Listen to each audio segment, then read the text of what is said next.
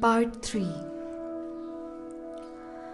The weekend was uneventful, hopefully after all that I had experienced that day. But weekends are the only days in the whole of week that flies away. Other days just struggle to move. Maybe that's what Einstein had tried to refer as relativity. I think he had said that time is a relative object that varies in perception as per the observer. Don't know if he actually meant about the weekend phenomenon as above, or he was referring to something else. I think it was the weekend phenomenon too, because after all, he too was a human, and humans love small breaks once in a while, don't they? Before being called a superhuman, he must have been a human, ain't it? Oof, leave it. You know what? Whenever I want to say something worthwhile, I'm there ranting about some random stuffs that merely fits into the context. Maybe that's what wise people tend to call slipping out of the conversation for a sip of tonic, actually a great euphemism for hiding under your mommy's shawl, seeing wind blowing your curtains, you sissy. Let's not complete that. It will sound too messy, especially among the cheerful moment that the story demands. So, let's move on. Time was spring. By spring, I mean annual sports week. Cause that's the time people enjoy all the time instead of banging their head on the bulky books who knows likes. I'll have to accept the fact that I myself love books, especially the bulky ones, having the first 10 to 15 pages dedicated only to enlisting the name of the contributors. I feel that those books can be my friends and actually have been a friend to me since a long time. I will have to admit here that if there's a thing, not people, I love, then it's books. Other things are there in my like list just for a few moments.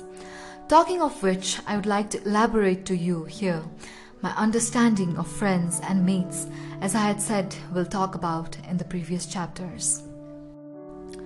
For me, yes, remember the word for me, because generalizing the concept would be madness, and I don't want someone ratting out my concepts and criticizing me for it. So it's my concept and it works just fine for me. As I was saying in the previous chapters, quoting backwards, yesterday I was there out on the field with mates. Yeah, mates, because friends, I have very few, so I just tend to think of them as mates.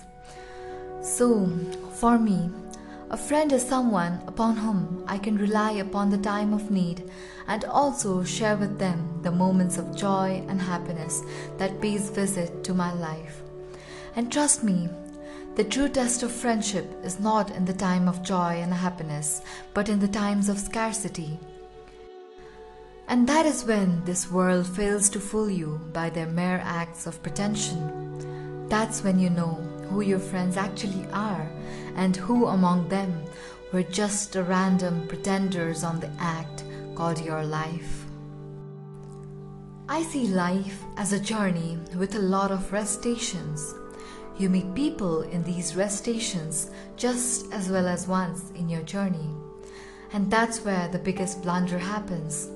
The people in the rest station are just too tired to argue with you, to correct you from your mistakes. So they just pretend themselves to be in a jolly mood and helpful to you just with the intention that you would also be sucked into the pretension vortex and act in ways favorable with them. They spend the night there talking about themselves, talking about you, your emotions and your ambitions. You enjoy the jolliness of the moment and then go to sleep happily, only to find out that you are alone in the morning with everyone already on the journey and you left behind on the stations. You try to contact them. Most of them drop the call and pretend that they don't know you, as if trying to say, "Excuse me, do I know you?"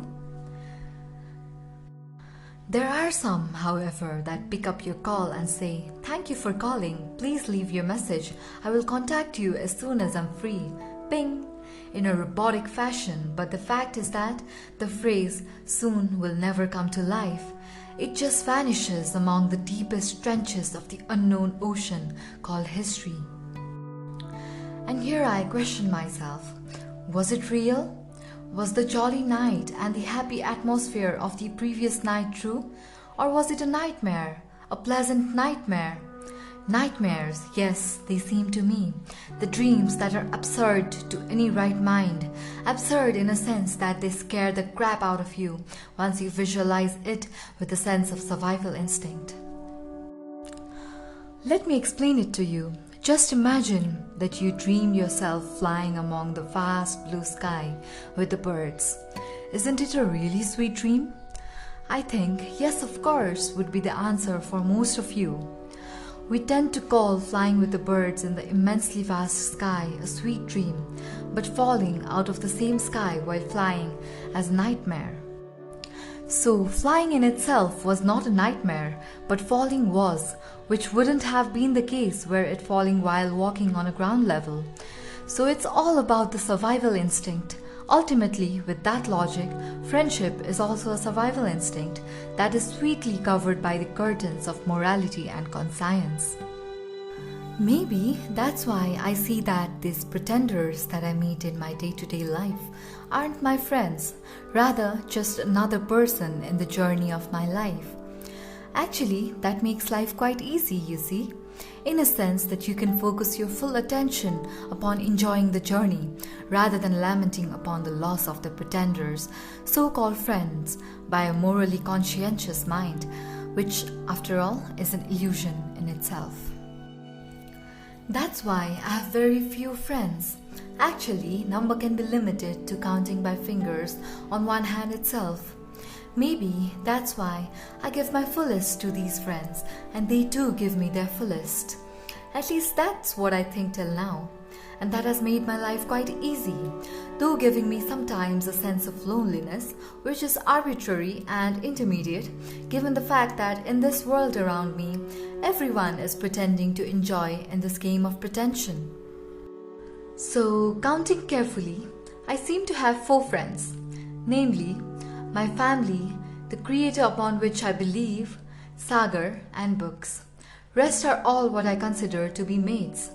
Though there are few people whom I believe in the near future will come to my category of friends, or let's put it sarcastically, there are few people whom in the near future are likely to be promoted to friends, and also some which have recently been demoted from friends category. It's just a dynamic list, you see. Maybe that's what human nature is, or more specifically, what a human is. A combination of dynamic list of every type sewn into a beautiful blend that has in itself color of every individual list, but at the same time, the blend which has a perfectly new color.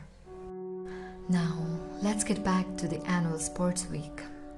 I was in the second year of my college. The sports week of the first year didn't much grasp my attention because I was much busy adjusting myself to this new environment. But this time, the sports week was different. I had already adjusted to the environment and was now in the phase of enjoying. I think that it resembles a growth curve that has a stagnant phase followed by a booming curve. It was now my time for a booming curve. Actually, the curve would not have been booming with such a vast amount of fun had it not been for the meeting that Friday. To my surprise, she was there, playing just great in every game, be it football, basketball, volleyball, badminton, cricket, chess, or whatsoever. And there was I, moderately good in football, for it would be very arrogant of me to say my play fantastic. However, this is truth that I could only admire her talent and spirit towards every game, just nothing more than that. It was just magical. I, for once, felt that she could have been the lady version of Doctor Strange, in a sense that she was just great in every game that she stepped into, which my mind, still in awe, could only relate to some magical powers of foreseeing the future moves of opponent, which she so elegantly extinguished with not even a single speck of tension and hard work, but a sheer sense of playfulness. I found some magic in her talent now, just as I had found it in her eyes in our first visit. Yes, our visit, because as you might guess by the thickness of this book, that our visit will last a long time, at least long enough for this book to be written. I was happy and hopeful at the same time, happy that she had some magical powers and hopeful that maybe she will someday see the feelings that I'm feeling now. Maybe that day, just for once in this big world, would she invite me in her friend zone or at least come talk to me. I felt like I had been blessed that day with her magical powers, which till now lies only in my imaginations. I got to see her every day at every sport throughout the week, and just then, one day, I suddenly recognized amidst the crowd that she had come to watch the football game I was a part of. I doubt that it was to see me. Rather, I feel that it was just to see the game. And I was just another player for her in the game, nothing else. I doubt if I had been able to get somewhere, not even near the corner of her eyesight. Don't know, but there's a fact that had me into well-belief, or let's say a euphoria, the fact that women have a very keen observation. Their mind is biologically programmed to capture every detail of the situation, whereas in case of men, this skill of observation had to be learned. So maybe she had noted me after all. Oh God, I wish she had, because that's the only way I see for her to come a step closer to me. Though the situation was different for me, I was attracted to her to the brink of collision towards her. Had there been no repulsive force called morality and my useless nature of introvertism. They say gravity is the force that works between every mass on this universe, attracting each other towards themselves. But the twist is that it's just too weak to act with significant strength on any object of my mass. Guess I would have to increase my mass to infinity for her to be attracted towards me. But that's completely absurd. Wait, there's another way. I could, by the means of hope and faith, increase the attractive force to infinity. You know, they say, faith is the strongest force on universe. Maybe that might work here too.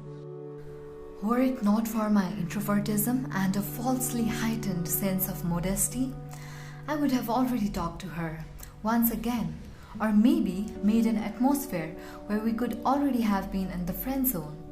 However, I hope that someday I can do such. Someday I can let my guards down on the city of introvertism. Maybe just for one day, maybe just for her.